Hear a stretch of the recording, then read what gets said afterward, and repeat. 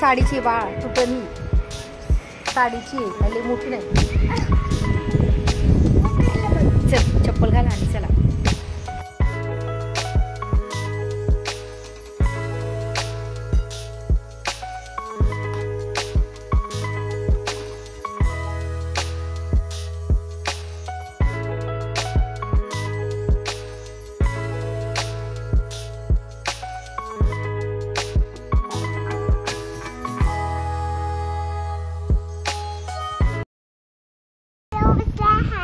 Hello नमस्कार, सगळ्यांचं एकदा आपल्या एका नवीन ब्लॉग्समध्ये आणि एका नवीन रेसिपीमध्ये मी सीमा खूप सारं स्वागत करते. सो आत्ता आलो तर आम्ही टेरेसवरती रील्स काढायला. बघू शकता खूप वारं वगैरे सुटले, म्हणजे पाऊस तर नाही येणार आहे कारण की जास्त आभाळ नाही, पण वारं सुटले आणि आत्ता रील्स वगैरे काढून झाल्यात आणि रुद्रांचं खेळणं चालू आहे. बघू शकता. तर आत्ता आम्हाला जायचं आहे बाहेर.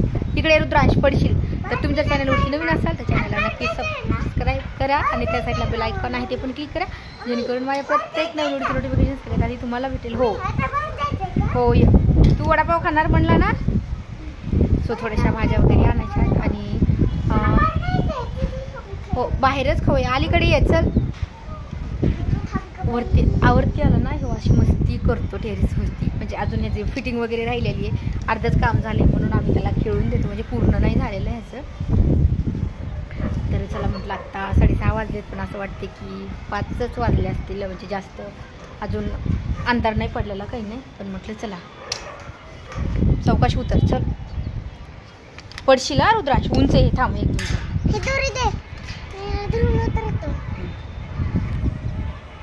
सावकाश पडशील पडशील पडशील. नाही पडला, दोरी होती कपडे वाळू घालायला घातलेली, तर त्याच्यामुळं मग त्याला व्यवस्थित धरता आलं. नको आता घ्यायचे ते बाळा त्याच्यावरून पडत असतं, तिथं नाही व्यवस्थित धरता येत. वहिनी वरड तिला. चल चल चल चल. हो दिदीने नेलं तर वहिनीला माहीत झालं तर वहिनी खूप ओरडतील. चल तर अरे वहिनी वरडतील. चल आता त्याला म्हटलं की वहिनी हां करंट लावलेला असतो, जास्त जायचं नाही तिकडं. तर चला आता बाहेर जाऊयात. बघू बाहेर व्हिडिओ काढणं झाला तर काढूयात, नाहीतर मग अंधार पडला तर नाही काढणं होत. आणि मेन म्हणजे हा काय करतो, त्याच्या पप्पा जर सोबत असेल ना तर मग काढता येतो 1 मिनटं, आणि त्याच्या पप्पा सोबत नसेल तर मग हा रस्त्यांनी चलताना व्यवस्थित अजिबात चलत नाही, गाड्या वगैरे येत राहतात. मग त्याच्यामुळे मला जास्त करून आम्ही दोघं असेल ना तर मग ब्लॉग्स वगैरे नाही काढता येते. जर आम्ही तिघं असेल तर मग बाहेर काढते, नाही तर शक्यतो आता नाही काढतात. हा की मस्ती करतो रस्त्याने चालताना, गाड्या वगैरे येतात व्यवस्थित चलत नाही, काही नाही, उड्या मारणार काहीतरी करणार. चल लाग ना बाळा ते. चला निघूयात. आणि संध्याकाळी पण स्वयंपाक बनवायचा राहिलेला आहे.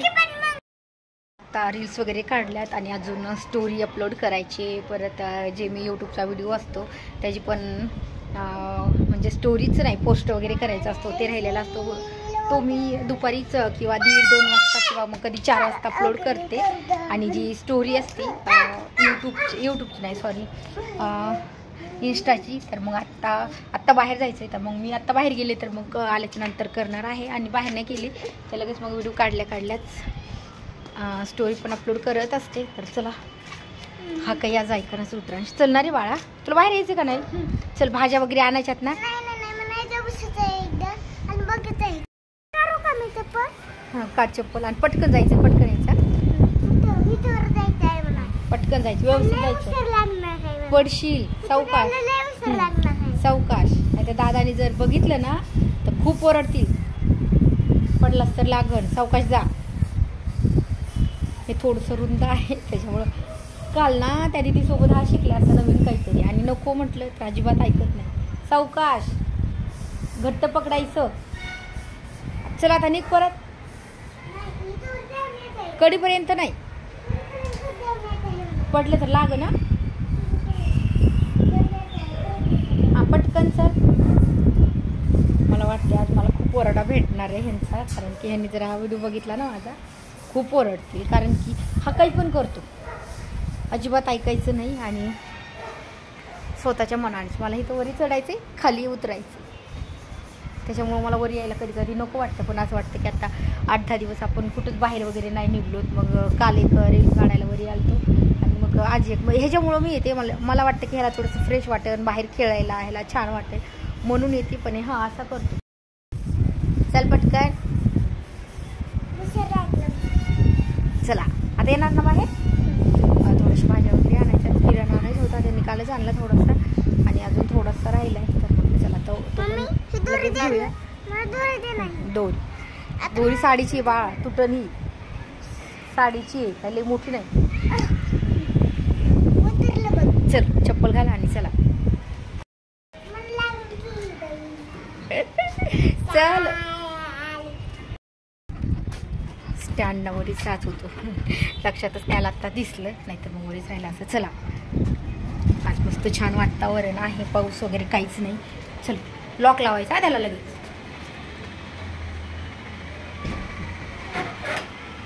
फक्त अडकून ठेवायचं लॉक, फक्त अडकून ठेवायचं. चावी लावायची.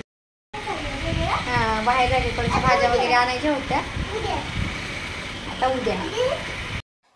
सो मग मार्केटमध्ये गेलो, थोड्याशा भाज्या वगैरे आणल्या, पण बाहेर काही जास्त व्हिडिओ वगैरे नव्हता काढला. तर म्हटलं चला भाज्या तर आणल्या होत्या, पण मग आज ना काय झालं की थोडासा उशीर झाला. तर म्हटलं चला आज काय करूयात, म्हणजे 2-3 चपात्या होत्या सकाळच्या.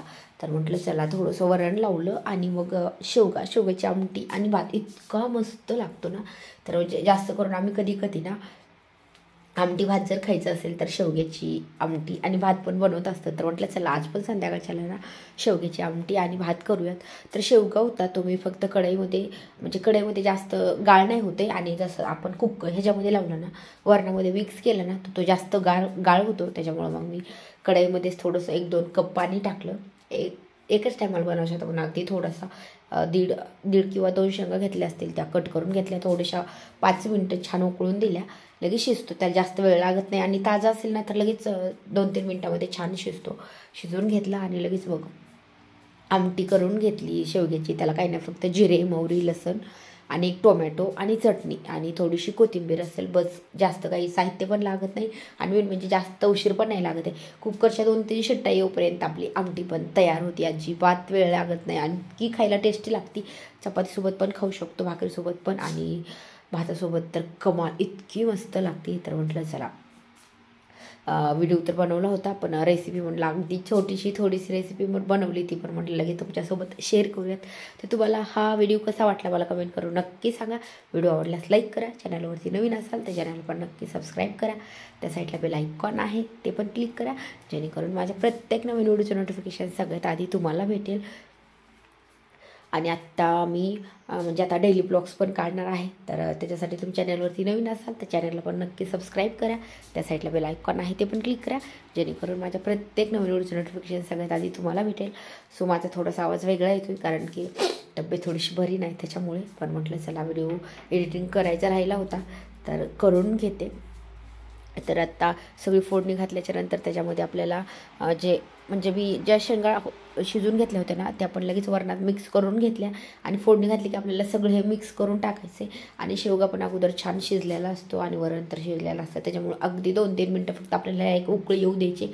उकळी आली आणि म्हणजे आपल्याला थोडासा कट वगैरे पाहिजे असेल तर अगदी कमी गॅसवरती 2 ते 3 मिनटं ठेवायचे, म्हणजे आपल्या आमटीला कट पण छान येतो आणि भाजीला टेस्ट पण छान लागते. तर ही रेसिपी कशी वाटली मला कमेंट करून नक्की सांगा, आणि व्हिडिओ आवडल्यास पण लाईक करा आणि तुमच्या फ्रेंड्ससोबत पण नक्की शेअर करा. तर बघू शकता आपली आमटी झालेली आहे तयार, आणि भात पण तयार झालेला आहे.